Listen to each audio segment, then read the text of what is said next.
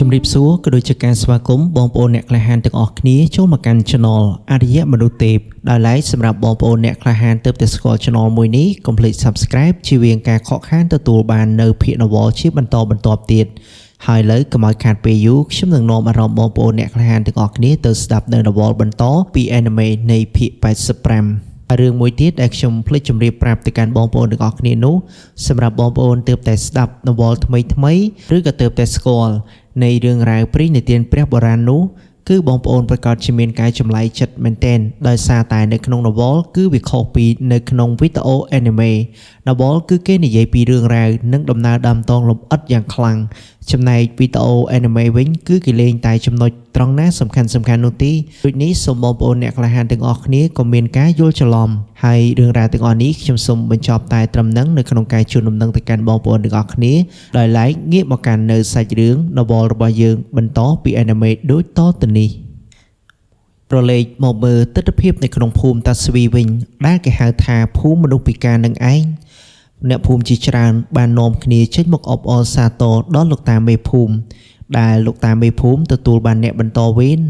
ហើយម្យ៉ាងទៀតក៏អបអរទៅដល់ឈិនម៉ូផងដែរដែលទទួលបានមរតកខ្លាយជាអធិរាជមនុស្សលោកបន្តពីលោកតាមេភូមិនាពេលបច្ចុប្បន្នតែទោះបីជាយ៉ាងនេះក្តីក៏លោកតាមេភូមិមិនសូវសប្បាយចិត្តនឹងឈិនម៉ូប៉ុន្មាននោះដែរចំណែកឯឈិនម៉ូវិញខ្លួនឯងក៏មិនសូវត្រេកអរនឹងការធ្វើជាអធិរាជមនុស្សលោកដែរតែបន្ទាប់ពីមានភាពវឹកវរនិងចម្រូងចម្រាសពាក្យសម្ដីទៅវិញទៅមករវាងឈិនមូនិងលោកតាមេភូមិឈិនមូក៏សម្រេចនឹងសុំលោកតាមេភូមិរៀនបន្តនៅវិជ្ជាដាវផ្ទាំងគំនូរដាវគឺជាសំណុំវិជ្ជាដាវដែលបង្កើតឡើងដោយមេភូមិផ្ទាល់មិនមែនជាវិជ្ជាដាវរបស់វិមានអធិរាជមនុស្សលោកនោះទេក្បាច់ទី1ដែលមានឈ្មោះថាដាវជាន់ភ្នំនិងទន្លេគឺជាក្បាច់ដាវដ៏ស្មុគស្មាញបំផុតដែលឈិនមូមិនធ្លាប់ជួបប្រទះពីមុនមកឡើយវាថែមទាំងស្មុគស្មាញជាងក្បាច់ទី1នៃដាវតាវដែលមានឈ្មោះថាយិនយ៉ាងកាត់ទ្វារទាំងពីរទៅទៀតទោះបីជាយ៉ាងនេះក៏ដោយក្បាច់ដាវជាន់ភ្នំនិងទន្លេគឺជាក្បាច់ដាវដែលមានភាពសាមញ្ញបំផុតនៅក្នុងសំណុំផ្ទាំងគំនូរដាវនេះក្បាច់ទី2ដាវអធិរាជមានភាពស្មុគស្មាញជាងក្បាច់ដាវជាន់ភ្នំនិងទន្លេរាប់សិបដងហើយវាក៏ពិបាកខ្លាំងណាស់នៅក្នុងការវឹកហាត់ឲ្យស្ទាត់ជំនាញកាលពីឈិនមូរៀនក្បាច់ដាវជាន់ភ្នំនិងទន្លេដំបូងគេបានចំណាយពេលអស់ជាង10ថ្ងៃឯណោះបន្ទាប់ពីបានឆ្លងកាត់បទពិសោធន៍នៅក្នុងចក្រភពសន្តិភាពអស់កលមកពិភពចក្ខុរបស់គេកាន់តែទូលាយគេក៏ទទួលបានការប្រដៅណែនាំអំពីផ្ទាំងថ្មបរោះកាន់ដាវអុសនិងបានយល់ដឹងពីវិជ្ជាដាវឯកោក្រោយមកបានរលាយចូលគ្នាជាមួយនឹងវិជ្ជារាងកាយកម្ពូលនៃព្រះអង្គម្ចាស់ទាំង3ដោយយោងទៅតាមរឿងរ៉ាវទាំងអស់នេះហើយធ្វើឲ្យសមត្ថភាពនិងការយល់ដឹងរបស់ឈិនមូមានការរីកចម្រើនយ៉ាងខ្លាំងទោះបីជាយ៉ាងនេះក្តីការរៀនក្បាច់ដាវអធិរាជនៃមនុស្សលោកនៅតែស៊ីពេលរបស់គេអស់ជាង20ថ្ងៃដដែលពេលនោះហើយទើបគេយល់ពីបំណងរបស់លោកតាមេភូមិប្រសិនបើពួកគេមិនបានប្រកួតប្រជែងគ្នាដោយប្រើក្បាច់ដាវជាន់ភ្នំនិងទន្លេនោះទេប្រហែលជាត្រូវចំណាយពេលវេលាយូរជាងនេះដើម្បីរៀនក្បាច់ដាវអធិរាជនៃមនុស្សលោកគេប្រហែលជាអាចប្រើពេលវេលាទៅដល់1ឆ្នាំឬក៏1ឆ្នាំកន្លះឯណោះទើបអាចចេះក្បាច់ដាវមួយនេះចំណែកលោកតាមេភូមិឯនេះវិញបានសម្រិតសម្រាំងប្រាជ្ញាញាណរបស់គាត់ដើម្បីឲ្យឈិនមូអាចរៀនក្បាច់ដាវអធិរាជនៃមនុស្សលោកក្នុងពេលត្រឹមតែជាង20ថ្ងៃដោយសារតែគេឈានជើងចូលពាក់កណ្ដាលជំហាននៅក្នុងពិភពវិជ្ជាដាវពីបច្ចេកទេសដាវរួចទៅហើយទើបគេអាចរៀនវាបានទោះបីជាវាមានភាពលំបាកខ្លាំងក៏ដោយផ្ទុយទៅវិញក្បាច់ដាវទី3ដែលមានឈ្មោះថាគ្រោះមហន្តរាយនៃអធិរាជកម្ពុជាបានឈានដល់កម្រិតកំពូលនៃបច្ចេកទេសនិងការផ្លាស់ប្ដូរដែលវិជ្ជាដាវអាចធ្វើទៅបានដូច្នេះវាមិនមែនជាអ្វីដែលឈិនមូអាចរៀនចេះបានក្នុងរយៈពេលនេះឡើយគេអាចទន្ទិញចាំក្បាច់នេះបានប៉ុន្តែបើចង់បញ្ចេញវាគេត្រូវយល់ពីភាពអស្ចារ្យដ៏អាចកំបាំងរបស់វាជាមុនសិនប៉ុន្តែនៅពេលនេះទោះបីជាគេផ្ដោតអារម្មណ៍ខ្លាំងប៉ុណ្ណាក៏ដោយក៏គេមិនអាចយល់ពីភាពអ អស្ចារ្យនៃក្បាច់គ្រោះមហន្តរាយនៃអធិរាជកំពូលនេះពេញលេញដែរគេត្រូវបានកម្រិតដោយលំហនៃពិភពចក្ខុនិងចំណេះដឹងរបស់ខ្លួនដោយសារតែពិភពចក្ខុចង្អៀតនិងខ្វះចំណេះដឹងគ្រឹះរបស់គេមិនទាន់រឹងមាំគ្រប់គ្រាន់ដូចនេះទោះបីជាលោកតាមេភូមិខំបង្ហាត់បង្រៀនយ៉ាងណាក៏ដោយក៏គេមិនអាចរៀនឬប្រើប្រាស់ក្បាច់ដាវនេះបានដែរឈិនមូមានតែត្រូវបោះបង់គំនិតចង់ចេះក្បាច់នេះជាបណ្ដោះអាសន្នហើយងាកមកផ្ដោតអារម្មណ៍ទៅលើក្បាច់ដាវអធិរាជនៃមនុស្សលោកវិញដាវអធិរាជនៃមនុស្សលោកសមុទ្រលោហិតឈិនមូធ្លាប់បានឮលោកតាមេភូមិកាលពីនៅក្មេងសូត្រឃ្លាទាំងនេះបន្ទាប់ពីដើរចេញពីផ្ទាំងគំនូររបស់លោកតាថ្លង់នៅក្នុងភូមិតូចមួយស្ងាត់ជ្រងំនៅក្នុងចក្រភពសន្តិភាពកាលនោះគេបានដឹងពីអារម្មណ៍ចម្លែកមួយដែលលាក់បង្កប់នៅក្នុងវិជាដាវនេះក្បាច់ដាវជាន់ភ្នំនិងទន្លេដែលមេភូមិបានបង្រៀនគេមានមន្តស្នេហ៍និងអារម្មណ៍បង្កប់នៅក្នុងនោះវាជាអារម្មណ៍នៃការប្រមូលផ្ដុំវីរបុរសដើម្បីកម្ចាត់ពួកទេវតានិងបិសាចគណៈពេលដែលក្បាច់ដាវអធិរាជនៃស្ថាបនិកមានអារម្មណ៍នឹងការរំលឹកគុណដល់វីរជនដែលបានពលីជីវិតអារម្មណ៍ទាំងពីរនេះខុសគ្នាស្រឡាងនិងមិនស៊ីគ្នាតទៅសោះដោយសារតែហេតុផលនេះទោះបីជាឈិនមូបានរៀនក្បាច់ដាវទាំងពីរនេះហើយក៏ដោយក៏គេនៅតែមិនអាចយល់ពីអារម្មណ៍ខុសគ្នានៅពីក្រោយក្បាច់ដាវទាំងនោះដែរថាមពលពិតឬក៏ថាមពលឈីដែលត្រូវការសម្រាប់ក្បាច់ដាវអធិរាជនៃមនុស្សលោកនេះគឺមានចំនួនដ៏ច្រើនលើសលប់ព្រោះថាការបញ្ចេញស្និតតែមួយក្បាច់អាចបំផ្លាញថាមពលនៃការវឹកហាត់របស់គេ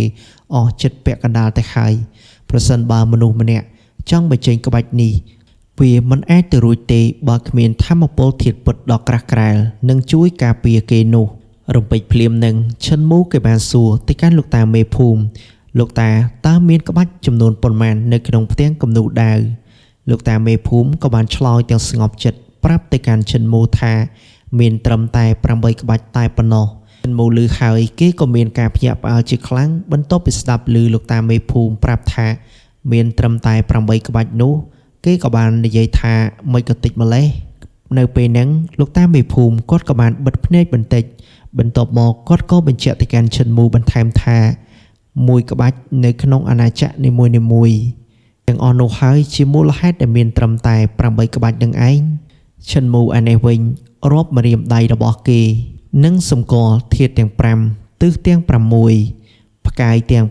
7អាទិទេពមនុស្សលោកជីវិតនិងសេចក្តីស្លាប់ស្ពានទេវៈទោះបីជាគេរាប់យ៉ាងណាក៏ដោយក៏មានត្រឹមតែ7អាណាចក្រប៉ុណ្ណោះចុះហេតុអ្វីបានជាមាន8ក្បាច់ទៅវិញជំហានមួយនៅពីលើអាណាចក្រស្ពានទេវៈគឺជាកម្រិតរបស់ព្រះ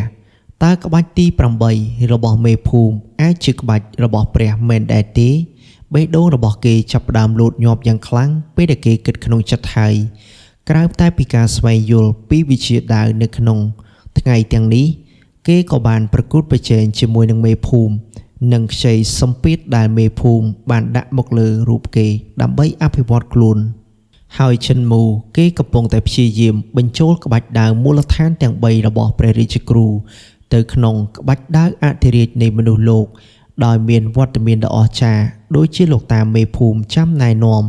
គេពិតជាមានការរីកចម្រើនយ៉ាងលឿនដូចជាទឹកបាក់ទំនប់វិជាដាវរបស់មេភូមិឬក៏លោកតាមេភូមិគឺចិត្តឈានដល់កម្រិតសច្ចធម៌ទៅហើយដូចនេះសម្រាប់គាត់វាមិនសំខាន់ទេថាតើមាន14ក្បាច់ឬក៏15ក្បាច់នោះឡើយប៉ុន្តែសម្រាប់ឈិនមូ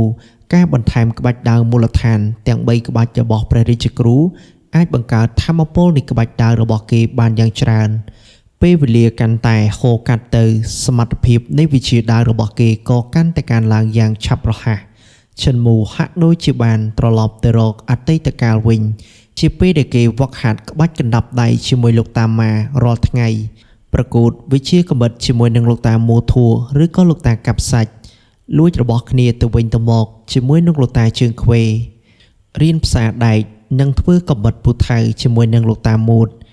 វាយតម្លៃភ្នែកទេវៈឬក៏ហាត់ភ្នែកទេវៈជាមួយនឹងលោកតាខ្វាក់រៀនផ្សំថ្នាំជាមួយនឹងលោកតាសុតទឹកចំណែករៀនគូគំនូរវិញជាមួយនឹងលោកតាថ្លង់ហើយចុងក្រោយនោះបងប្អូនអ្នកក្លាហានទាំងអស់គ្នាពិតជាស្គាល់ហើយគេរៀនដេកប៉ាកាត់ដេកជាមួយនឹងលោកយាយស៊ីរបស់គេនឹងឯងទោះបីជាគេត្រូវចូលដេក ទាំងអស់កម្លាំងពីខ្លួនរាល់ថ្ងៃក៏ដោយប៉ុន្តែនេះជាជីវិតដែលមានន័យនិងពោរពេញទៅដោយសេចក្តីសុខបន្ទាប់ពីត្រឡប់មកពីភូមិជនពិការវិញការធ្វើដំណើរដ៏វែងឆ្ងាយអ្វីដែលលោកតាម៉ានិងលោកតាមូធួរនិងអ្នកផ្សេងទៀតបានបង្រៀនគេគឺមានភាពស៊ីជម្រៅជាងមុនឆ្ងាយណាស់កាលពីមុនពួកគេបានបង្រៀនត្រឹមតែកម្រិតដំបូងប៉ុណ្ណោះប៉ុន្តែឥឡូវនេះដោយសារតែពិភពចក្ខុរបស់ឈិនមូកាន់តែទូលំទូលាយពួកគេអាចបង្រៀននៅសមត្ថភាពដ៏ជ្រាលជ្រៅជាងមុនបានដោយសារតែហេតុនេះចាស់ទុំទាំងអស់នៅក្នុងភូមិជនពិការមានភាពស្ងប់ចិត្តនិងមានមោទនភាពយ៉ាងខ្លាំងងាកមកកាន់លោកយាយស៊ីវិញនៅគណៈពេលហ្នឹងបិសាចក្នុងចិត្តរបស់គាត់ក៏ចាប់ផ្ដើមរើឡើងវិញភាពវឹកវរបានកើតឡើងនៅក្នុងភូមិហើយណៃលោកតាខ្វិនវិញក៏បានស្រែកលឺហៅលោកតាខ្វាក់ពេលដែលលោកតាខ្វាក់មកដល់លោកតាខ្វិនក៏បាននិយាយទៅកាន់លោកតាខ្វាក់ថាឯងមើលមិនឃើញទេដូច្នេះឯងត្រូវតែជាអ្នកចាត់ការមេបិសាចស្រីតូចនេះនៅពេលនោះឈិនមូកំពុងតែប្រកួតវិជាកំបិតជាមួយនឹងលោកតាកាប់សាច់ស្រាប់តែពេលហ្នឹងបន្ទាប់ពីឈិនមូងាកទៅមើលបន្ទប់ឮសូរការភ្ញាក់ផ្អើលនោះគេបានឃើញស្ត្រីម្នាក់ដើរចេញពីបន្ទប់របស់លោកយាយគេទៅពេលដែលឈិនមូឃើញភ្លាមនោះបេះដូងរបស់គេបានលោតខុសចង្វាក់ជាច្រើនដងគេមានអារម្មណ៍ថាដូចជាត្រូវបានព្រួញតែមើលមិនឃើញបាញ់ចំយ៉ាងសាហាវជាទីបំផុតយាយស៊ីបានបង្ហាញរូបរាងពិតរបស់គាត់ថែមទាំងបានរៀបចំខ្លួនយ៉ាងផ្ចិតផ្ចង់ទៀតផងសម្លៀកបំពាក់នៅលើខ្លួនរបស់គាត់មិនមែនជាអាវធំចាស់ដែលនាងធ្លាប់ពាក់ជាប្រចាំនោះទេប៉ុន្តែសម្លៀកបំពាក់ដែលកាត់ចេញពីសូត្រដ៏ប្រណិតវាស័ក្តិសមនឹងរាងកាយរបស់នាងយ៉ាងល្អឥតខ្ចោះដោយបង្ហាញពីរូបសម្រស់យ៉ាងស្រស់ស្អាតការតុបតែងមុខរបស់នាងក៏ត្រូវបានធ្វើឡើងយ៉ាងល្អប្រណិតផងដែរជាមួយនឹងកែវភ្នែកដ៏ភ្លឺថ្លានិងធ្មេញដ៏សស្អាតផ្ទៃមុខរបស់នាងត្រូវបានលាបម្សៅស្ដើងហើយសម្រស់គួរឲ្យភ្ញាក់ផ្អើលរបស់នាងក៏ត្រូវបានបង្ហាញឡើងយ៉ាងត្រដែតនាងពាក់ខ្សែដៃនៅលើដៃឆ្វេងរបស់នាងដែលធ្វើពីត្បូងបៃតងនិងក្រវិលគុយខ្យងដែលមានរូបរាងដូចជាដំណក់ទឹកភ្នែកព្យួរនៅលើត្រចៀករបស់នាងផងដែរនៅពេលដែលនាងដើរចេញមករដូវរងាហាក់បីដូចជាប្រែប្រួលទៅជារដូវផ្ការីកទៅវិញនិងរដូវក្តៅភ្លាមផងដែរទោះបីជាអាកាសធាតុនៅតែត្រជាក់ខ្លាំងក៏ដោយក៏អ្នករាល់គ្នានៅក្នុងភូមិមានអារម្មណ៍កក់ក្តៅដូចជារដូវក្តៅកំពុងតែរីកដុះដាលចាក់ដោតបេះដូងនាងដើរចេញមកដូចជាទេពធីតាចុះពីឋានសួគ៌មកកាន់លោកីដោយធ្វើឲ្យអ្នករាល់គ្នានៅក្នុងភូមិស្រឡាំងកាំងមួយរំពេចបន្ទាប់ពីឃើញរូបនាងងាកមកកាន់លោកតាផ្សំថ្នាំវិញគាត់ក៏មានអារម្មណ៍ថាខ្លួនថោកទាបហើយក៏ខ្ទប់មុខដើរចេញចំណែកលោកតាថ្លង់គណៈពេលហ្នឹងគាត់ក៏បានទម្លាក់ជក់របស់គាត់ទៅលើតុហើយប្រញាប់ប្រញាល់យកកញ្ចក់សំរិទ្ធមកតម្រង់ខ្លួនប្រាណចំណែកអាកោវិញក៏បានរត់ទៅកាន់ធុងទឹកយ៉ាងលឿនដើម្បីលុបលាងមុខរបស់គាត់គណៈពេលដែលលោកតាម៉ាក៏បានសូត្រព្រះនាមព្រះពុទ្ធឬក៏ធម៌សម្រាប់បង្ក្រាបចិត្តបិសាចនៅក្នុងខ្លួនរបស់គាត់ផងដែរហើយលោកតាមួធัวឬក៏លោកតាកាប់សាច់នឹងក៏បានយកកាំបិតរបស់គាត់ដើម្បីកោរពុកមាត់ចង្ការដ៏ក្រាស់គាត់ទុកជាយូរឆ្នាំហើយក៏ជារបស់ដែលគាត់ស្រឡាញ់បំផុតចំណែកតាខ្វិនវិញគ្រាន់តែបិទភ្នែកហើយស្រែកហៅតាខ្វាក់ឲ្យមកទីនេះចំណែកមេភូមិក៏មានភាពស្លន់ស្លោបន្តិចដែរហើយបានងាកក្បាលស្រែកហៅតាខ្វាក់ចំណែកតាខ្វាក់បានដើរសម្ដៅទៅរកយីស៊ីជាមួយនឹងដំបងឫស្សីរបស់គេហើយសួរយ៉ាងស្ងប់ស្ងាត់ថាតើអ្នកជាមេនិកាយលីឬក៏ជាយាយស៊ីហើយតាខ្វិនវិញនិយាយដោយកំហឹងថាច្បាស់ជាមេនិកាយលីមេតណ្ហាក្រាស់នោះហើយយាយស៊ីមិនអាចបង្ក្រាបវាបានទៀតនោះទេឯងមើលមិនឃើញរូបរាងពិតរបស់នាងដូច្នេះឯងត្រូវតែជាអ្នកបង្ក្រាបមេនិកាយលីនេះសំឡេងក្រឡនិងចាស់ជរាមួយបានលេចចេញពីមាត់របស់យាយស៊ីដែលកំពុងញញឹមយ៉ាងស្រស់ស្អាតប្រពន្ធរបស់ខ្ញុំលែងជាគូប្រកួតរបស់ខ្ញុំទៀតហើយឥឡូវនេះនាងគឺជាអ្នកដែលត្រូវបង្ក្រាបបិសាចទៅវិញមើលខ្ញុំចុះតើខ្ញុំមិនស្អាតទេឬនាងញញឹមយ៉ាងផ្អែមល្ហែមជក់ចិត្តនឹងសម្រស់របស់ខ្លួនឯងនៅពេលដែលនាងនិយាយបន្តសំឡេងរបស់នាងនៅតែក្រឡប៉ុន្តែទឹកដមសំឡេងរបស់នាងគឺទន់ភ្លន់ណាស់ ហើយដង្ហើមរបស់នាងមានក្លិនក្រអូបដូចជាផ្កាអគីដេនៅពេលដែលខ្ញុំរៀបការជាមួយប្រពន្ធរបស់ខ្ញុំបានដឹងថាខ្ញុំមិនស័ក្តិសមនឹងស្ត្រីដ៏ស្រស់ស្អាតដូចជានាងនោះទេតែទោះបីជាយ៉ាងណាក៏ដោយខ្ញុំនៅតែសម្រេចចិត្តរៀបការជាមួយនាងហើយខ្ញុំដឹងថានាងសុខចិត្តរៀបការជាមួយខ្ញុំដោយសារតែខ្ញុំជាគ្រូរបស់នាងមិនអាចប្រឆាំងបាននោះទេហើយក្នុងចិត្តខ្ញុំដឹងថានាងកំពុងតែរៀបចំផែនការសម្រាប់ខ្ញុំនៅយប់ដែលយើងនឹងរួមរស់ជាមួយគ្នាប៉ុន្តែខ្ញុំសុខចិត្តបណ្ដោយឲ្យនាងសម្រាប់ខ្ញុំក៏ព្រោះតែខ្ញុំស្រឡាញ់នាងពេលដែលឮបែបនេះលោកយាយរបស់ឈិនមូឬក៏មេនិកាយលីបានខ្ទប់មាត់ហើយសើចតិចនោះក៏ព្រោះតែខ្ញុំច្រណែននឹងនាងពេកខ្ញុំមិនចង់រៀបការជាមួយនាងទេខ្ញុំចង់คล้ายខ្លួនជានាងបន្ទាប់ពីនាងសម្លាប់ខ្ញុំហើយខ្ញុំបានคล้ายជាខ្លួនរបស់នាងតើខ្ញុំមិនទទួលបានលទ្ធផលល្អទាំងសងខាងទេឬលោកតាខ្វាក់ដើរមកជាមួយនឹងដំបងរបស់គាត់ទោះបីជាស្ត្រីនៅចំពោះមុខគេមានរូបសម្រស់យ៉ាងស្អាតយ៉ាងណាក៏ដោយក៏គ្មានឥទ្ធិពលលើរូបគាត់ឡើយគាត់ក៏បាននិយាយដោយមិនប្រញាប់ប្រញាល់ថាមេនិកាយលីអ្នកជ្រុលហួសហេតុពេកហើយតើអ្នកភ្លេចហើយឬថាអ្នកធ្លាប់ជាបុរសម្នាក់ពេលហ្នឹងលោកយាយរបស់ឈិនមូឬក៏មេនិកាយលីក៏បានតបទៅកាន់តាខ្វាក់ថាតើមានអ្វីគួរឲ្យរំលឹកចំពោះការធ្វើជាបុរសអាភិសនោះរាងកាយរបស់មេនិកាយលីមានភាពតាក់ទាញនៅពេលដែលសម្លឹងទៅមើលរូបគេបន្ទាប់មកគាត់ក៏បានពោលពាក្យថាឲ្យតាខ្វាក់ថាគំរក់ខ្វាក់ទាំងដែលភ្នែកនិងបេះដូងរបស់ឯងគឺខ្វាក់ទាំងអស់ឯងមិនដឹងពីអត្ថប្រយោជន៍នៃការធ្វើជាស្ត្រីទាល់តែសោះកុំរារាំងផ្លូវខ្ញុំឯងម្នាក់ឯងមិនអាចខាត់ខ្ញុំបានទេខ្ញុំនឹងចាកចេញទៅខ្ញុំនឹងរស់នៅក្នុងជីវិតមួយទៀតក្នុងនាមជាស្ត្រីរីឯឈិនមូបានបិទភ្នែករបស់គេយ៉ាងជិតដើម្បីកុំឲ្យមើលឃើញស្ត្រីដ៏ស្រស់ស្អាតនោះប៉ុន្តែគេស្ទើរតែមិនអាចទប់ទល់នឹងការបើកភ្នែកឡើងមកវិញភ្លាមនោះឡើយមេនិកាយលីអ្នកចាប់ផ្ដើមមានជំងឺផ្លូវចិត្តបន្តិចបន្តួចហើយក្នុងនាមជាមេនិកាយគ្រូបង្រៀនដ៏វិសុទ្ធដូចគ្នានៃនិកាយបរិសុទ្ធសួរខ្ញុំមើលឃើញអ្នកក្នុងនាមជាមនុស្សម្នាក់តាខ្វាក់ស្ដាប់សម្ដីឈិនមូឬក៏មូហើយគាត់ក៏បានពោលពាក្យនិយាយថានិយាយបានល្អណាស់មូចំណែកមេនិកាយលីដែលជាយាយរបស់ឈិនមូពីមុននោះក៏បានក៏លេចទៅមើលឈិនមូមួយផ្លែតហើយឈិនមូភ្លាមនោះមានអារម្មណ៍ថាខួរក្បាលរបស់គេឯជាទទេស្អាតគ្មានគំនិតអ្វីផ្សេងទៀតនៅក្នុងចិត្តរបស់គេឡើយក្រៅពីគិតថាស្ត្រីម្នាក់នេះពិតជាស្អាតខ្លាំងណាស់យាយស៊ីវិញគ្រាន់តែឮឈិនមូនិយាយបែបហ្នឹងក៏បានពោលពាក្យមកថានិយាយទៀតទៅហើយខ្ញុំនឹងសម្លាប់ឯងដើម្បីក្លាយជាមេនិកាយដ៏បរិសុទ្ធម្ដងទៀតមេនិកាយលីសោចទាំងកាយវិការម្រាមដៃដូចជាផ្កាអគីដេបេះដូងរបស់ឈិនមូលោតញាប់យ៉ាងខ្លាំងគេមានអារម្មណ៍ថាប្រសិនបើស្ត្រីដ៏ស្រស់ស្អាតបែបនេះចង់បានជីវិតរបស់គេនឹងសុខចិត្តប្រគល់វាឲ្យនាងដោយមិនរារែកនោះទេបន្ទាប់មកទៀតឈិនមូគេក៏ចាប់ផ្ដើមគិតឡើងវិញបន្ទាប់មកគេនិយាយថាមិនមែនទេគាត់គឺយាយស៊ីជាអ្នកបីបាច់ចិញ្ចឹមថែរក្សាខ្ញុំតាំងតែពីតូចមក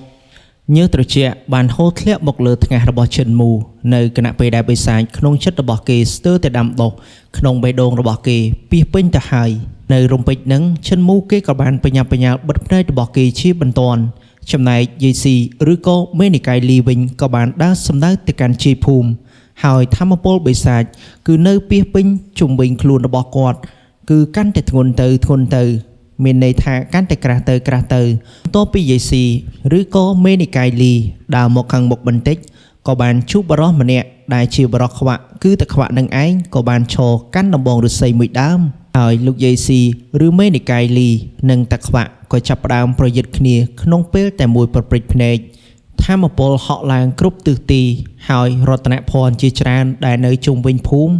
ត្រូវបានធ្វើឲ្យដំណើរការដោយសារតែរលកធាតុអាកាសគួរឲ្យរន្ធត់ពីការប៉ះទង្គិចគ្នារវាងមនុស្សពីរនាក់យាយស៊ីនិងតាខ្វាក់ប្រាប់តែរំពេចនឹងក៏មានពន្លឺចែងចាំងភ្លឺឡើងនៅពេលដែលធម្មពលគួរឲ្យរន្ធត់បានបំបែកពពកទាំងអស់ឲ្យនៅរាយប៉ាយចំណែកមេនិកាយលីឬយាយស៊ីនេះវិញ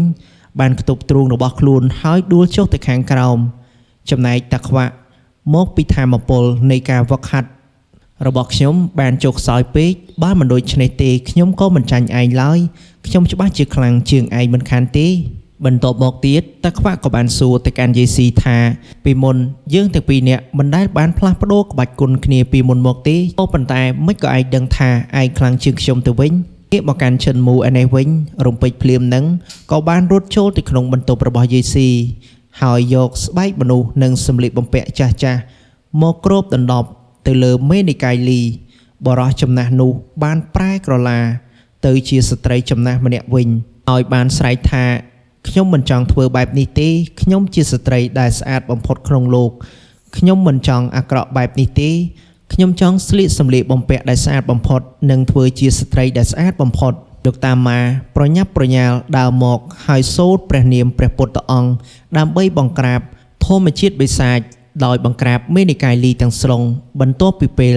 វេលាកន្លងផុតទៅមួយសន្ទុះក្រោយមកយេស៊ីក៏បានដឹងខ្លួនឡើងវិញហើយបានថ្លែងអំណរអគុណដល់លោកតាម៉ារីឯលោកតាផ្សំថ្នាំវិញភ្លាមនោះបានដើរទៅមុខដើម្បីពិនិត្យមើលរបួសរបស់យេស៊ីបន្ទាប់មកព្យាបាលយេស៊ីហើយក៏និយាយថាតាខ្វាក់អើយឯងដៃធ្ងន់ពេកហើយមូមកនេះចិត្តតាបន្តិចឯងលឿនជាងតានៅក្នុងការផ្សំថ្នាំដូច្នេះឯងត្រូវតែជាអ្នកផ្សំថ្នាំព្យាបាលវិញ្ញាណយាយរបស់ឯងចិនមូលឺហើយគេក៏ប្រញាប់ប្រញាល់មកផ្សំថ្នាំវិញ្ញាណទៅឲ្យយាយរបស់គេចំណែកតាខ្វាក់វិញអំឡុងពេលដែលលឺលោកតាផ្សំថ្នាំនិយាយថាឲ្យគាត់ថាដៃធ្ងន់បន្តិចហើយនោះគាត់ក៏ឈរដកដង្ហើមធំ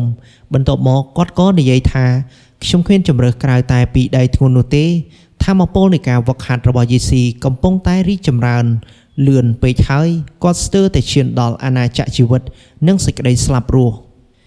ដើមវិញ្ញាណរបស់មេនីកាយលីច្បាស់ជារលាយចូលគ្នាយ៉ាងល្អជាមួយនឹងយេស៊ីជាងនេះទៅទៀតវិជាដាវឯកោរបស់មេនីកាយលីគឺខ្លាំងពេកហើយយេស៊ីបានក្រោកឡើងហើយលេបថ្នាំវិញ្ញាណដែលឈិនមូផ្សំយកមកឲ្យគាត់នោះបន្ទាប់មកគាត់និយាយថាខ្ញុំមិនអីទេកុំបន្ទោសតាខ្វាក់អីខ្ញុំគ្រាន់បើជាងមុនឆ្ងាយហើយណែលោកតាមេភូមិវិញគាត់បានដើរមកជិតហើយក្រវីក្បាលបន្ទាប់មកនិយាយទៅកាន់យេស៊ីថានេះសំណាងហើយយេស៊ីសំណាងដែលយេស៊ីឯងនៅក្នុងភូមិប្រសិនបើនៅក្រៅភូមិវិញមេនីកាយលីគ្រប់គ្រងរាងកាយរបស់អ្នកទាំងស្រុងបែបនេះខ្ញុំខ្លាចថាច្បាស់ជាបំផ្លាញមនុស្សជាតិនិងប្រជាជនឲ្យវិនាសចាក់ជាមិនខាននោះឡើយធម្មជាតិបិសាចរបស់អ្នកគឺខ្លាំងក្លាណាស់ដូច្នេះវាជារឿងធម្មតាទេដែលគាត់នឹងនាំមកនៅសេចក្តីវឹកវរដ៏ធំធេងដល់ពិភពលោកនេះសូម្បីតែអធិរាជក៏មិនអាចទប់ទល់នឹងខ្លួនរបស់ឯងបានដែរ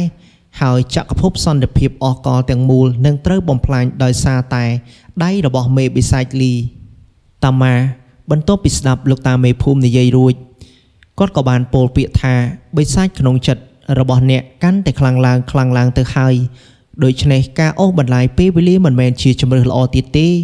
វិជាព្រះពុទ្ធរបស់ខ្ញុំមិនមានភាពស៊ីជម្រៅដូចជាលោកគ្រូធំអូឡៃនោះទេដូច្នេះប្រហែលជាគាត់អាចជួយអ្នកបង្ក្រាបមេនីកាយលីបានហេតុអ្វីបានជាអ្នកមិនធ្វើដំណើរឆ្ពោះទៅកាន់វត្តផ្គរលាន់ដ៏អស្ចារ្យពេលហ្នឹងលោកតាមួធัวឬលោកតាកាប់សិចក៏បានប៉ះមុខរបស់ខ្លួនបន្ទាប់មកទៀតក៏ឃើញមានស្នាមឈាមប្រឡាក់បន្ទាប់មកគាត់ក៏គិតភ្លាមថាប្រហែលជាអំឡុងពេលហ្នឹងគាត់កោពឹកមាត់លឿនពេកបណ្ដាលឲ្យកំបិតកាប់ជ្រូកដ៏សែនមុតនោះបានមុតទៅលើផ្ទៃមុខរបស់គាត់ដោយសារតែអំឡុងពេលហ្នឹងគាត់បានឆ្លក់វង្វេងនឹងសម្រស់របស់យេស៊ីខ្លាំងពេករហូតមិនអាចគិតអ្វីទាន់ពេលវេលានោះឡើយតែក្រោយពេលដែលយេស៊ីគាត់ផ្លាស់ប្ដូររូបរាងជាមនុស្សចាស់វិញបន្ទាប់ពីការប្រយុទ្ធយេស៊ីនិងតាខ្វាក់នោះស្រាប់តែរំពេចនឹងលោកតាមូធัวក៏បានដឹងខ្លួនឡើងមកវិញភ្លាមបន្ទាប់ពីដឹងខ្លួនរួចលោកតាមូធัวឬលោកតាកាប់សាច់ក៏បាននិយាយទាំងប្រញាប់ប្រញាល់ថាគ្មានពេលត្រូវខាត់បងទៀតទេវាជាការល្អបំផុតប្រសិនបើយេស៊ីចេញដំណើរនៅពេលឥឡូវនេះកាលណាតែអ្នកពញាពេលកាន់តែយូរពួកយើងនឹងកាន់តែមានគ្រោះថ្នាក់ខ្លាំងឡើងដោយសារតែបិសាចមេនីកាយលីនៅក្នុងខ្លួនរបស់ឯងហ្នឹងចំណែកលោកតាមេភូមិវិញបន្ទាប់ពីស្ដាប់លោកតា Butcher ឬក៏លោកតាកាប់សាច់និយាយគាត់ក៏បានក្អកស្រាលថាពួកយើងនាំគ្នាចេញដំណើរទៅវត្តផ្គរលាន់ទៅដើម្បីឲ្យលោកគ្រូធំរ៉ូឡៃជួយមកកាន់យេស៊ីចំណែកការធ្វើដំណើរទៅកាន់វត្តផ្គរលាន់នោះ មិនបាច់ទៅគ្នាច្រើនអីពេកនោះទេការធ្វើដំណើរទៅនេះលោកតាម៉ាគឺគាត់ស្គាល់ផ្លូវដូចនេះគាត់ត្រូវតែទៅចំណែកលោកតាខ្វាក់វិញក៏មិនអាចមិនខ្វល់ពីយាយស៊ីបានដែរពីព្រោះតាខ្វាក់ជាអ្នកធ្វើឲ្យយាយស៊ីរងរបួសដូច្នេះក៏ត្រូវតែទៅជាមួយដែរចំណែកឈិនមូយោងទៅតាមភាពវៃឆ្លាតនិងការវឹកហាត់វិជ្ជាបង្កើតវិស័យសួរដូចនេះហើយគេក៏ត្រូវតែទៅជាមួយនឹងយាយស៊ីលោកតាម៉ាលោកតាខ្វាក់ម្យ៉ាងទៀតបងប្អូនអ្នកក្លាហានក៏ដឹងដែរសមត្ថភាពរបស់ឈិនមូក្រៅតែពីមានភាពឆ្លាតវៃនិងវិជ្ជាបង្កើតវិស័យសួរនោះគឺគេមានសមត្ថភាពនៅក្នុងការព្យាបាលជំងឺថែមទៀតផងដូចនេះការធ្វើដំណើរទៅកាន់វត្តផ្គរលាន់ដើម្បីទៅជួបលោកគ្រូធំរ៉ូឡៃនោះគឺមាន3នាក់